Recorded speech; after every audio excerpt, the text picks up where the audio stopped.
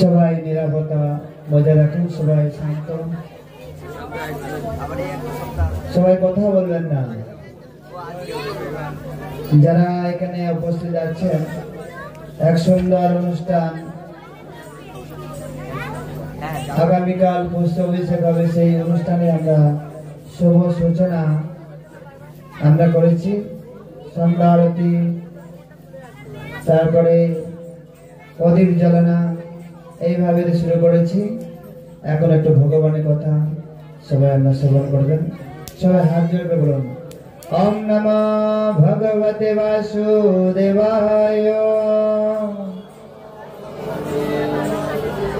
ওম নমো ভগবতে বাসুদেবায়, ওম নমো ভগবতে বাসুদেবায়। নারায়ণং নমস্কৃত্যং নরং চৈব নরোত্তমং দেবীং সরস্বতী ব্যাসং ততো জয়মুদীরয়ে। নষ্টপ্রায়সু অভদ্রেষু নিত্যং ভাগবত সেবয়া, ভাগবতমে উত্তম শ্লোকে ভক্তির্ভবতি নৈষ্ঠিকে। মুখং করতি বাচলং পঙ্গো লঙ্ঘয়তেন্দ্রে, যৎকৃপাতমহং বন্দে পরমানন্দ মাধব। হরি ওম তৎসৎ। হরে কৃষ্ণ। হরে কৃষ্ণ। প্রভু একটু আমি আপনাকে করছি, আমি মাতাজিদেরকে বলবো এখানে আমাদের ফুল আছে, আপনারা ফুলগুলো কুচো করুন। এখানে আপনারা চলে আসুন একটু। আচ্ছা, এখানে তিরপলটা কোথায়? ওই যে তিরপল, মাতাজি আপনি চেপে বসুন একটু, একটু ওই জায়গাটা ফাঁকা রাখতে হবে। মাতাজিরা প্লিজ একটু ফুলগুলো আপনারা একটু কুচো করুন, ফুলগুলো কুচো করুন।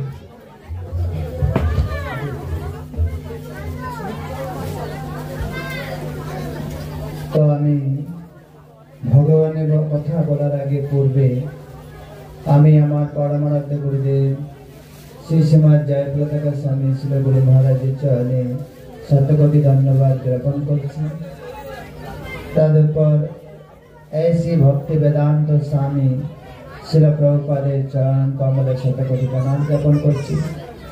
আমাদের পরম পূজনীয় পূজ্যপাদ পদ্মনেত্র দাস ব্রহ্মচারী প্রভু চরণে আমার শতকোটি প্রণাম, এবং আমাদের জেলা প্রচারক পূজ্যপাদ সুরসেন দাস ব্রহ্মচারী প্রভু চরণে আমার শতকোটি প্রণাম। এখানে উপস্থিত আছেন আমার অনেক সিনিয়র গুরু ভ্রাতা, গুরু ভগ্নী, সবার চরণে আমার প্রণাম। আর উপস্থিত আছেন মাতৃমণ্ডলী, পিতৃমণ্ডলী এবং ছোট ছোট ভাই বোন, সবাইকে আমার ধন্যবাদ প্রণাম। হরে কৃষ্ণ।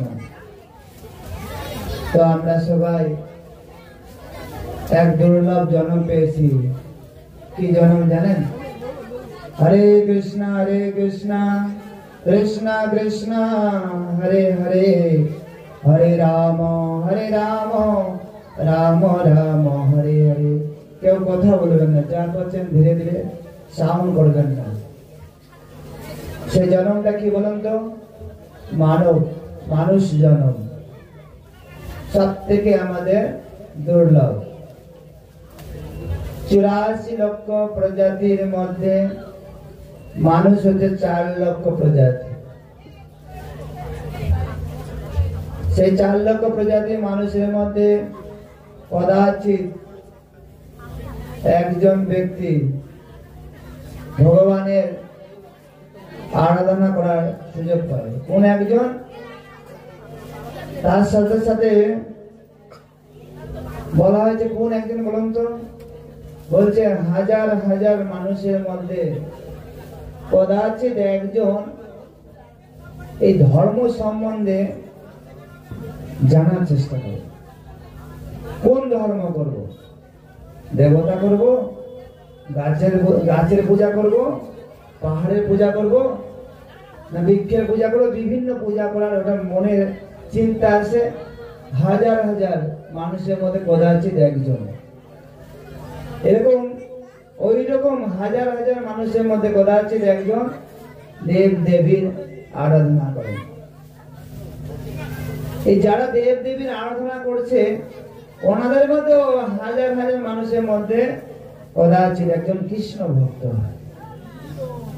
শুধু কৃষ্ণ ভক্ত নয়, এইরকম হাজার হাজার কৃষ্ণ ভক্তদের মধ্যে একজন ভগবান কৃষ্ণের শুদ্ধ ভক্ত হতে পারে। আপনারা যারা আছেন হাজার হাজার হাজার হাজার হাজার হাজার 3 রাউন্ড হাজারের মধ্যে আপনারা আছেন, কৃষ্ণ ভক্ত হওয়ার চেষ্টা করছেন। তো প্রভু আমি তো তিলক করি না, আমি তো কন্টি মালা পড়ি না, আমি তো এখানে আছি, আমি কি ভক্ত নয়? যদি ভক্ত না হতেন হয়তো তিলক ধারণ করলে কন্টি মালা পড়লেই কি ভক্ত হয়ে যায়? হৃদয়ের মধ্যে তার ভগবানের প্রতি প্রেমময় ভালোবাসা আছে। হ্যাঁ, সেটা কি করে হবে? আপনার কতটা ভগবান কৃষ্ণের প্রতি, মহাপ্রভুর প্রতি শরণাগতি আছে, এটাই বোঝার কারণ হয়ে দাঁড়ায়।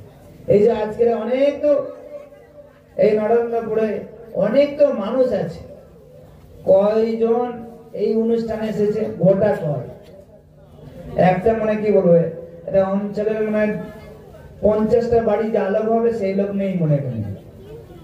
হ্যাঁ, 10-20টা বাড়ি মনে লোক এখানে বসে আছে, তাহলে কত হাজার হাজার লক্ষ লক্ষ বাড়ি আছে, কত মানুষ আছে, কেউ এই ভগবত ভক্তি করতে সুযোগ পাচ্ছে না। তো আমাদের এই সুযোগটা কাজে লাগাতে হবে কিভাবে বলুন তো? এই চিন্ময় প্রভু সুন্দর একটা অনুষ্ঠানের সুযোগ করেছে, কি পুষ্প অভিষেক। সে অভিষেকের মাধ্যমে আমাদের আজকের যে আগের দিন আজকে আগামীকাল হবে, তার পূর্বভাসে এত সুন্দর অনুষ্ঠান হয়েছে না, সন্ধ্যা আরতি, সবাই কত নৃত্য করেছে। হ্যাঁ, তার সাথে সাথে হ্যাঁ সবাই ভগবানকেও সামনে নৃত্য করেছেন। বলছেন যে কোন জীব যদি আমার সামনে নৃত্য করে সে আমার ধাম প্রাপ্ত হবে, তাতে কোনো সংশয় নাই, কোনো সংশয় নাই। আমরা নৃত্য করি কোথায়? হ্যাঁ, কোন জায়গায় পার্টি দিলে, কোন জায়গায় পূজার ভাষণ হলে নৃত্য করি। ওই নৃত্যকে বলা হয় জড় নৃত্য। ওদের কোনো ফল হয় না, বরং মানে প্লাস হয় না, মাইনাস হয় না, প্লাস হয়। কি প্লাস হয়? পাপ। কিন্তু এই যে ধর্ম কর্ম করলে কি হবে? মাইনাস হবে। কি মাইনাস হবে? যত শুদ্ধ ভগবানের নামে হৃদয়ে প্রবেশ করবে আর পাপ গুলো প্লাস হয়ে যাবে। যখনই সব মাইনাস হয়ে যাবে, সব সরি প্লাস হয়ে যাবে, মাইনাস হয়ে যাবে সব, এবং সব মাইনাস হয়ে যাবে, তখনই আমি কৃষ্ণের প্রতি প্রেম আসবে। তারা এত পালা কীর্তন করে, এত কিছু করে, আমাদের কৃষ্ণ প্রেম আসে না কেন?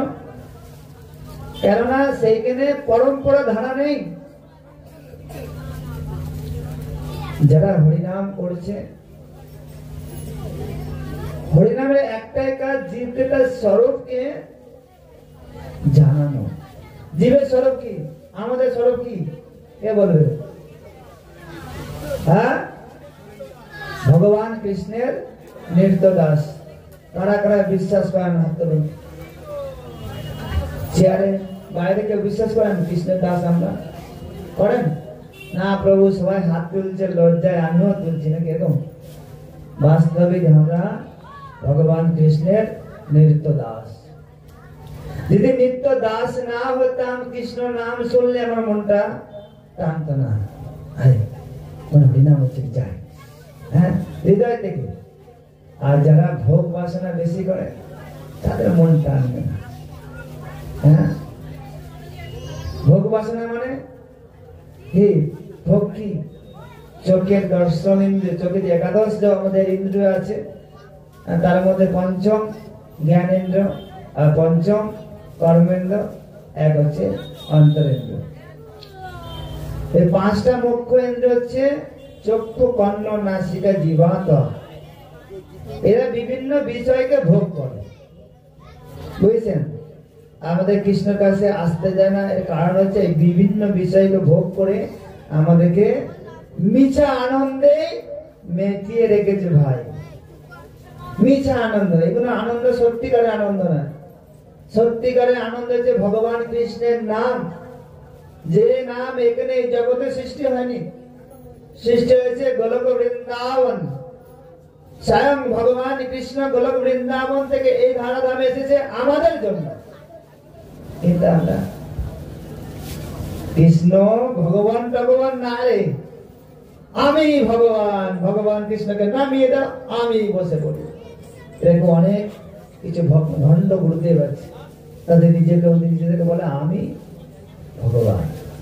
এখানে গীতায় বলছে সেই কথা, ভোগ ঐশ্বর্য প্রসক্তনাং তয়া পরিত চেতসং ব্যবসায়াত্মিকা বুদ্ধি সমাধীন বিধয়তে।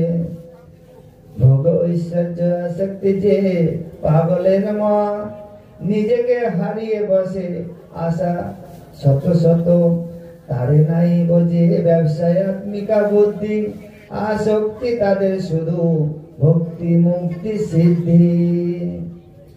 যারা ভোগ ও ঐশ্বর্য সুখে একান্ত আসক্তি, সেই সমস্ত বিবেক পরিচিত মূঢ় ব্যক্তিদের বুদ্ধি সমাধি অর্থাৎ ভগবানের একানিষ্ঠ লাভ হয় না। বুঝতে পারছেন? কে বলছেন? ভগবান কৃষ্ণ বলছেন। যারা ভোগ ঐশ্বর্যের মধ্যে একান্ত আসক্তি, তাদের বুদ্ধিটা সমাধি বলা হয়েছে। সমাধি মানে, হ্যাঁ, সমাধি মানে সমাধি ভাই। হ্যাঁ,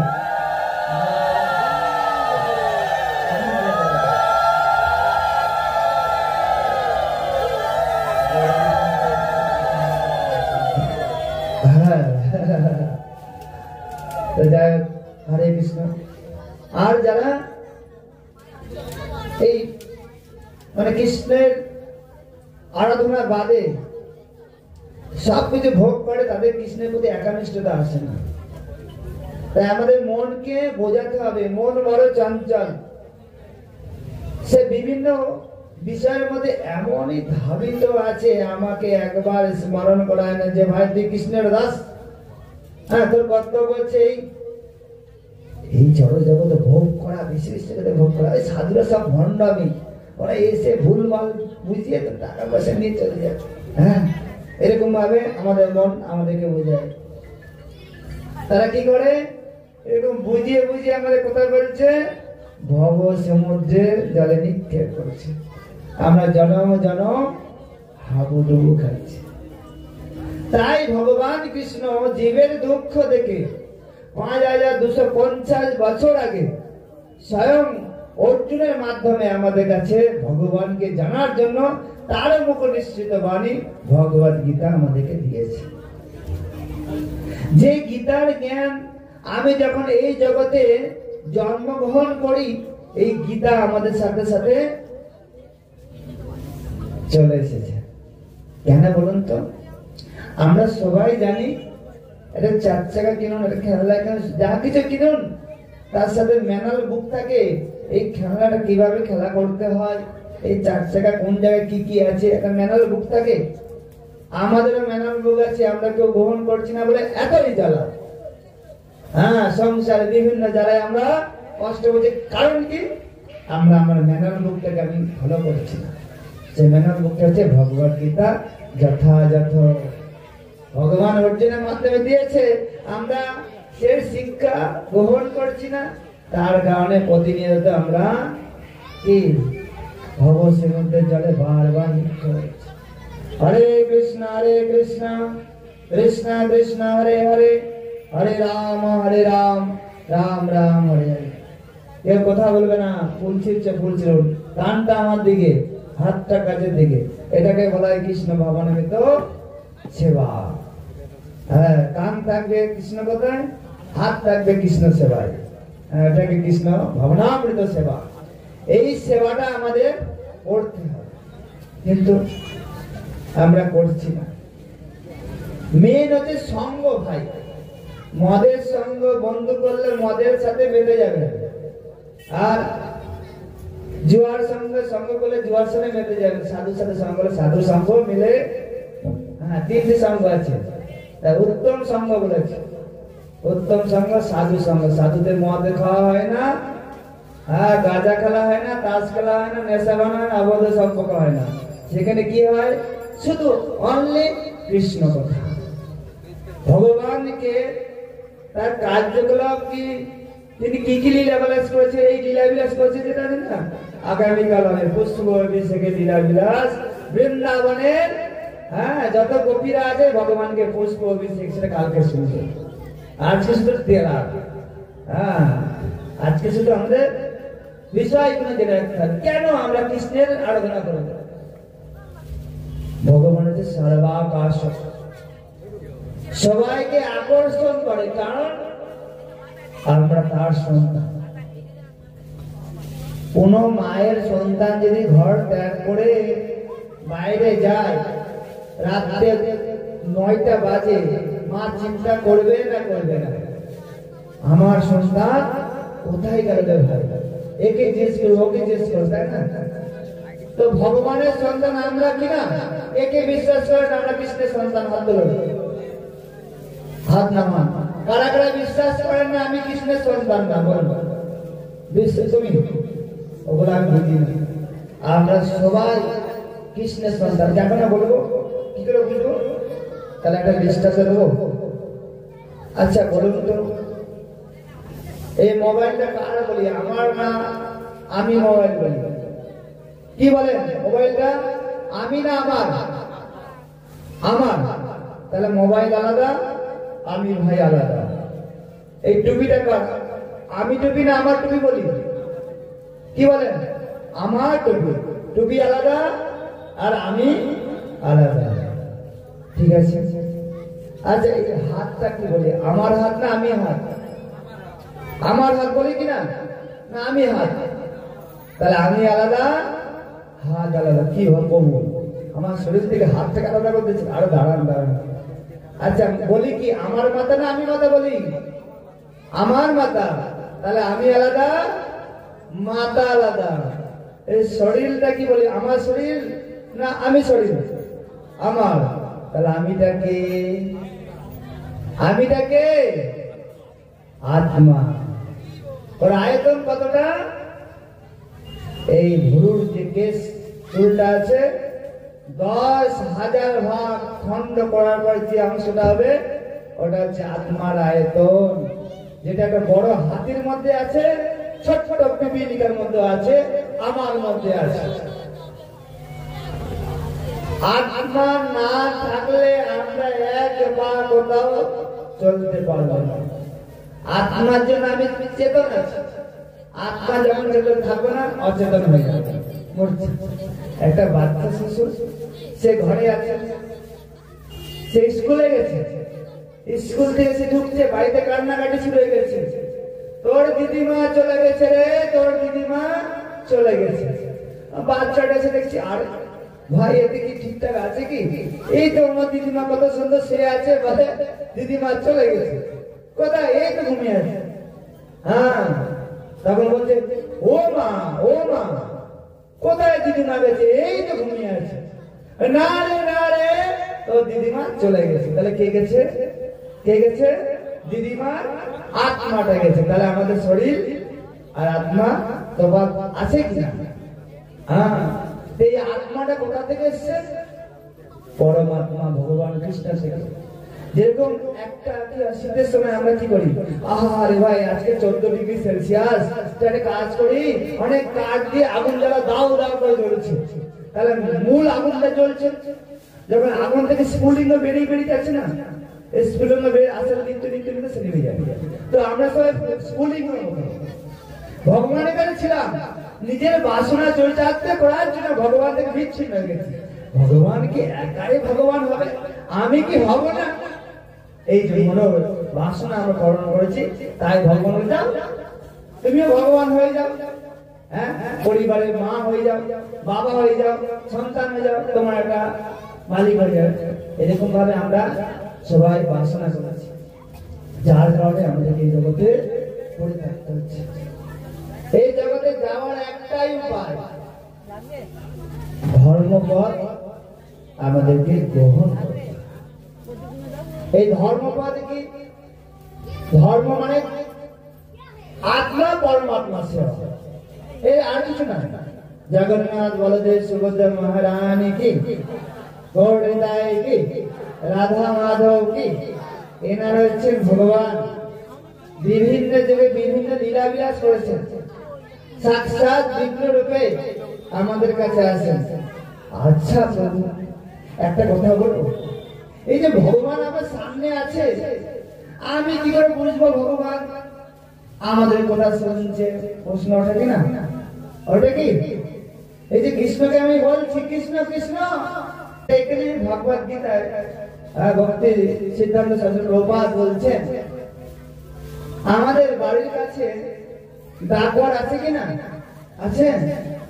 সবার বাড়িতে আছে না? সব বাড়ির কাছে অঞ্চল একটা করে থাকে তো ডাকঘর আছে। সেই ডাকঘরের চিঠি দিলেই চিঠিটা কি আপনার যেখানে চান সেখানে যায় কিনা? যায় তো? 100% যায়। সবাই বিশ্বাস করেন যায় তো? যে ওই ডাকঘরটা আমি পার্সোনালি করি, আর লোকের চিঠি ফেললে এটা কি যাবে? কেন যাবে না ভাই? ওই ডাকঘর এই ডাকঘর তফাৎ কি? তফাৎ কি? তফাৎ হচ্ছে ওই ডাকঘরটা সরকার অনুমোদিত আছে, পিয়ন এসে নিয়ে চলে যাবে, আপনারটা কোনো পিয়ন নাই, তাই সেই ডাকঘরে চিঠি ফেললে যাবে না। আমরা বর্তমান যে ভগবানটা মন মানাচ্ছি, সে ভগবানের কাছে যাবে না, কেননা ওটা নিজের বানানো। কিন্তু বাস্তবিক রাধা কৃষ্ণ ভগবানের অর্চাবিত, ভগবানের প্রতিনিধিকে বলেন, এটা ভগবান সাধুগুরু বৈষ্ণবদের অনুমোদিত আছে। যদি আপনারা বলেন সাক্ষাৎ ভগবান বৈকুণ্ঠ থেকে সাক্ষাৎ সেবা পেয়ে যাচ্ছে, এইটাই বুঝলেন? এটাই আমাদের বিষয়। আমরা অনেক ডাউট করি, অনেক কিছু করি, কিন্তু আমরা যথার্থ বিষয়টা বুঝতে পারি না। যাই, আমি আপনাদের প্রার্থনা করব, এক বড় সুযোগ এসছে। কি সুযোগ? জীব জাগ জীব জাগ ওরা চাঁদ বলে, আগামীকাল সে সুযোগটা কাজে লাগান, ঠিক ভোর 5টার সময় এইখানে আমরা সুন্দর সংসার নগলীর লোক প্রাণায় কারণ ঘনা ঘনাত্যম প্রাপ্তস্য কল্যাণ গুণার্ণবস্য বন্দে গুরাশ্রী চরণারবিন্দ। প্রার্থনা, হে প্রভু, এই সংসারটা দাবা নলের মতো না, চাইলে দাও দাও দাও দাও করে আগুন জ্বলছে। কি জ্বলছে কিনা? সংসারে আমরা কেউ চান অশান্তি হোক? কেউ চান অশান্তি হোক? সবাই ভাই সুখী থাকতে চায়, কিন্তু আবার কিন্তু এটা এই জগৎটা যখন সৃষ্টি করা হয়, ভগবান একটা লেভেল দিয়েছে। কি লেভেল? এই যে এলাকার নামটা কি লেভেল আছে? নরেন্দ্রপুর, তাই তো? আর সোনারপুর স্টেশন নাম কি আছে? Sonarpur station junction. লেভেল দেওয়া আছে না, সবাই লেভেল। এই জগতের লেভেল আছে। কি লেভেল বলুন তো? এই জগৎ ভগবান সৃষ্টি করেন, ভগবান লিখে দিচ্ছে দুঃখ আলাম, যে চরণে ঠাঁই দিলে কোনো দুঃখ থাকে না, কোনো কষ্ট থাকে না, অভয়। সেই অভয় চরণানন্দ ভগবান আমাদের কাছে অনেক তথ্য দিয়ে গেছে। দেখো, আমাদের কীর্তনিয়া জগৎ বালক প্রভু এবং তার সপার্ষদ সবাই আসুন, আমরা এই পাঠ আমরা সমাপ্ত করবো।